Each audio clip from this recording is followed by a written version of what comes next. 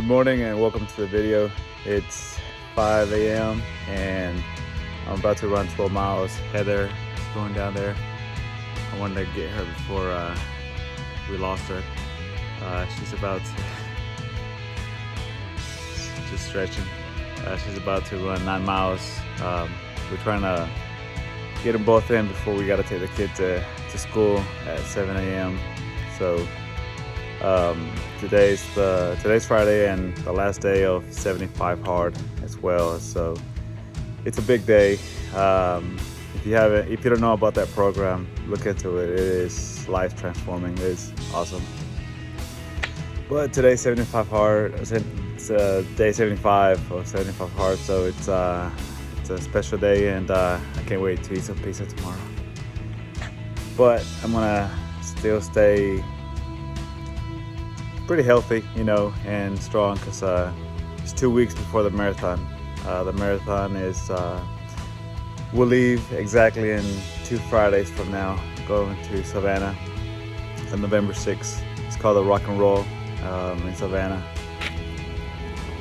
Whew. That was a good run. 12 miles is the most I've ran in my neighborhood. I usually go at the college and do my longer runs because it's flatter. But I got a lot going on today, so just wanted to get it over with. And my wife already took the kids to school, and now it's time to get going for the rest of the day. Ran the first 9 miles with my wife. We ran together, and then ran the last 3 after she was done.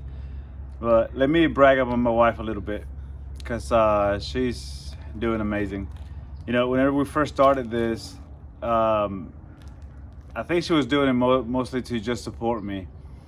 But now, and she used to say that she's not a runner. She said, "You're a runner, you can do this. I'm not a runner." The most she ever ran was 3 miles, and she couldn't do it nonstop. Now she's doing 9 miles along with me at a 10.5-minute pace nonstop, and she'll be fine for the rest of the day. So we are our worst critic. We are the ones that we have that limiting belief. We hold ourselves down. If you tell yourself that you're not something, that's the truth. You're not going to be. But if you work your ass off and put your miles in, you can do whatever you want. My wife is a great example of that. Me and Heather have been doing this breakfast for about 2 years, and we eat the same thing every single day. Let me show you. So we eat 2 pieces of turkey bacon. She makes a freshly homemade pico, and we do spinach. She does egg whites, and I'll do a serving of egg white, and usually 1 egg, but since I just ran a lot, I'm gonna do 2 eggs for me today. So, and we'll do a bagel. We like Dave's Killer Bread. I'll do a bagel usually, and she'll do a slice of bread.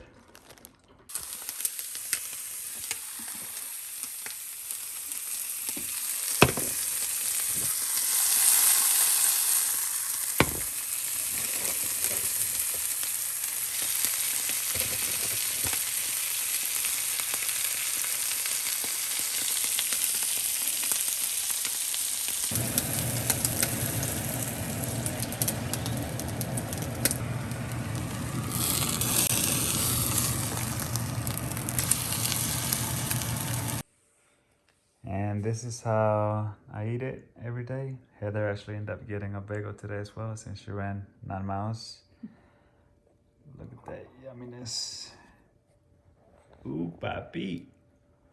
What I like the most about 75 Hard is that you build habits. And one of the habits that I plan on sticking with is reading 10 pages a day, every single day, consistently. This is the book that I'm reading now. Heather already read it, and if you haven't read this book, I highly recommend it. It is amazing. This guy is awesome. So I just got started, but I'm really excited about it already. It's really hard to put down Highly, highly recommended. I'm taking pictures of 2 houses today. I'm on my way to Beaufort to shoot the first one right now.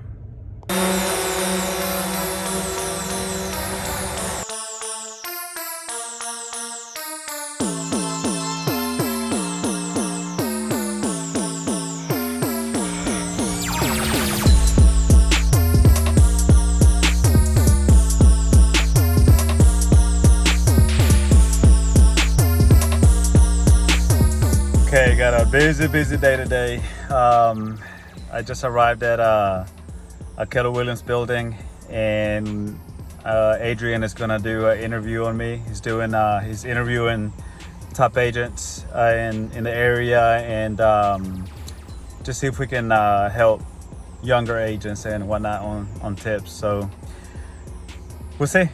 First time getting interviewed, so we'll see how it goes. Hope I don't screw it up too bad.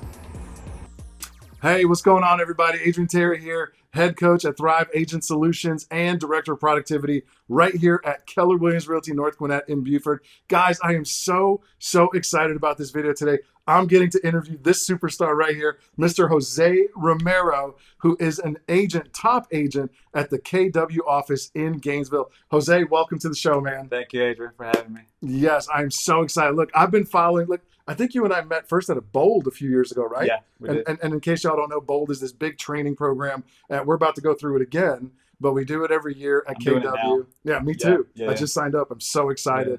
Yeah. But I met Jose a few years ago, and he and I connected on a couple things online. And I asked him to graciously, he's such a busy guy, to take some time out of his schedule to do this interview. This is an agent mastery interview. So we're going to dig into his history a little bit. We're going to dig into his business a little bit. We're going to find out about what makes him successful. We're going to round this whole thing out. So Jose, first and foremost, I got to ask you about your production because the people at home got to know. So a few years ago, we just looked at 2019 was about 3.5 million or so, but then kind of overnight in 2020, that doubled.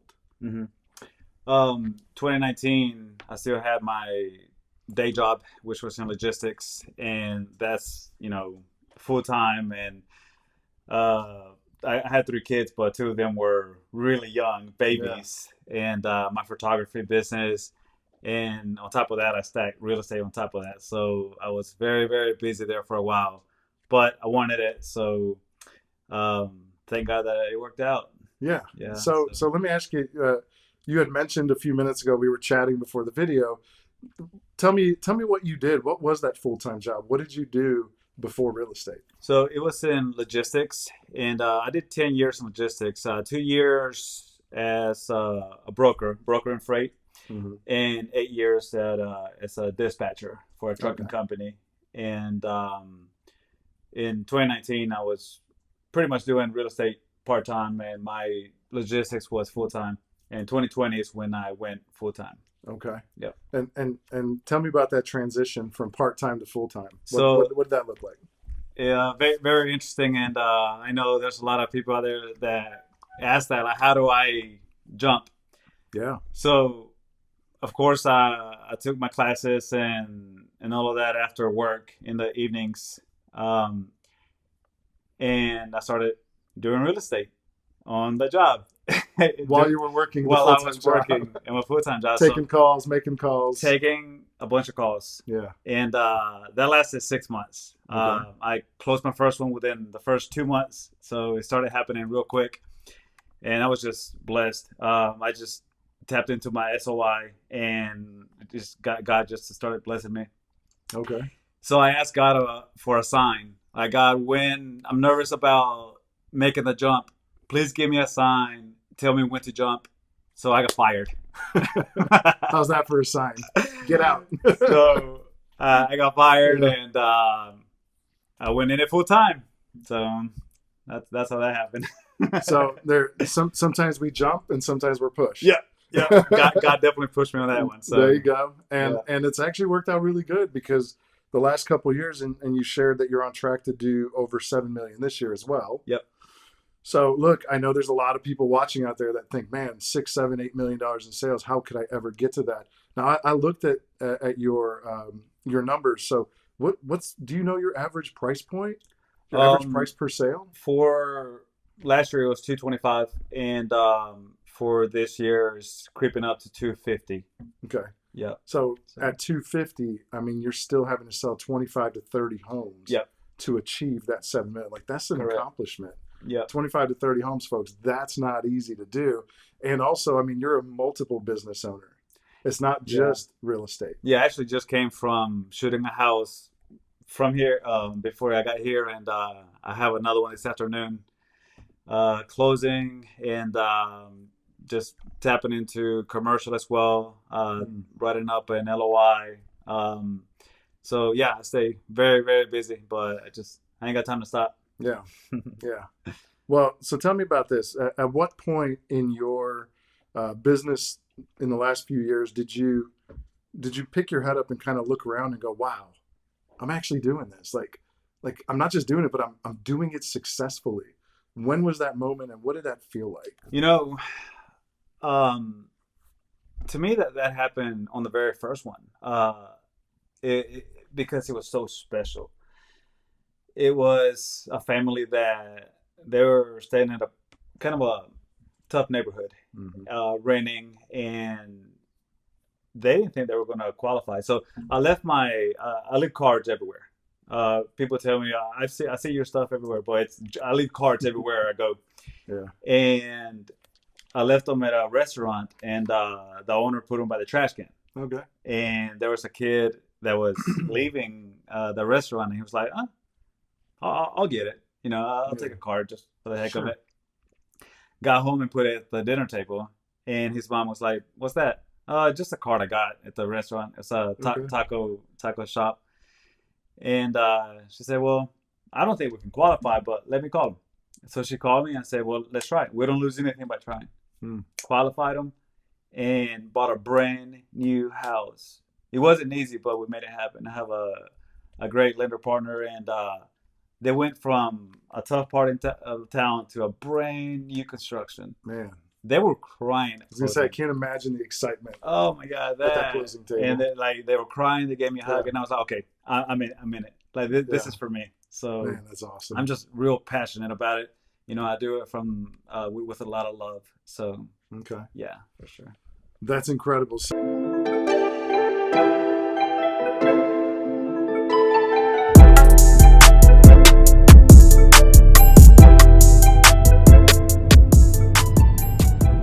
So interview went pretty well. It was pretty cool talking to Adrian. Hopefully we can help out some newer agents out there.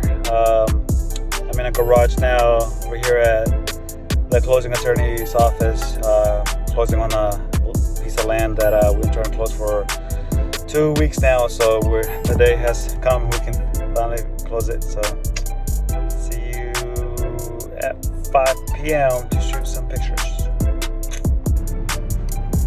I just dropped off the settlement statement, and this is the office. KW baby. Just dropped off some settlement statement and checks at the office, and on my way to shoot another house. I'll see you there. All right, I'm here in downtown Gainesville. The builder is Whitmire Homes. They do a spectacular job on their homes. I'll show you the inside here in a second. These babies are beautiful. They do amazing work.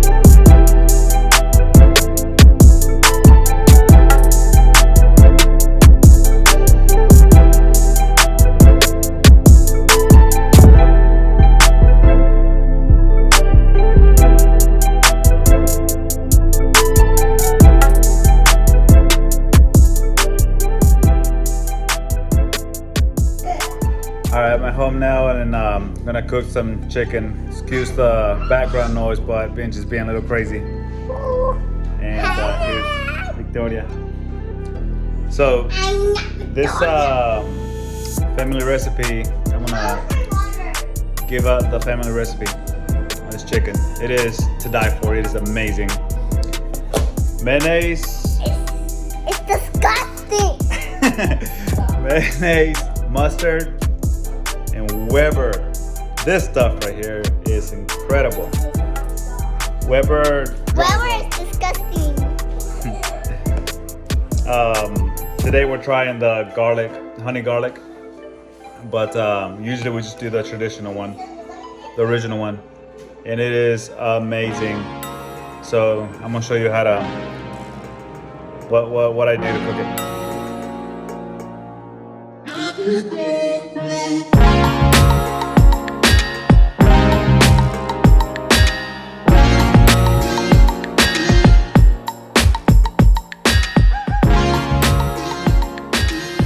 Alright, so the first thing I do is throw these babies in here, close it for 15 minutes. Alright, after 15 minutes, flip these babies over.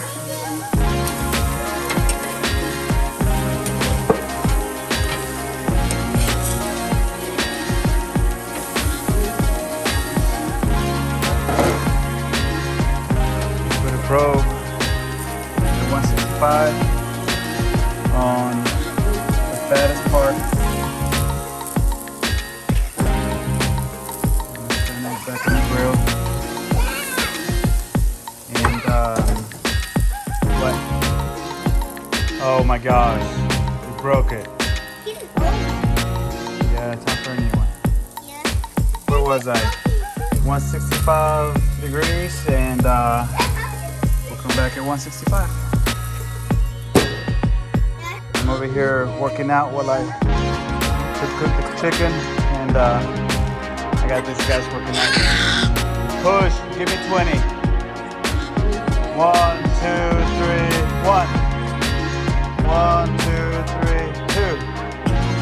Get up. Oh my gosh, you guys are about to get recycled.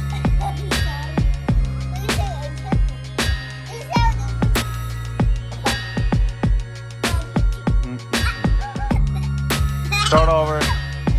Start over.